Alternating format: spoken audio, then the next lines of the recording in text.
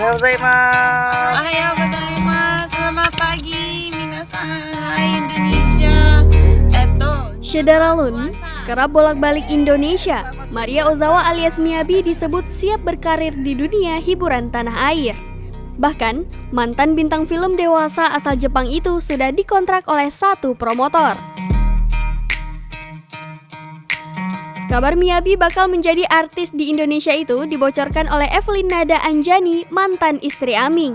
Evelyn menyiratkan, Miyabi bisa berkarir sebagai apa saja, entah itu penyanyi ataupun pelawak. Sebab Evelyn melihat Miyabi memiliki banyak bakat untuk bisa berkarir di dunia entertain Indonesia. Sebagai langkah baru karena dulu pernah bermain di salah satu film Indonesia. Miyabi akan menjadi bintang video klip lagu baru Evelyn.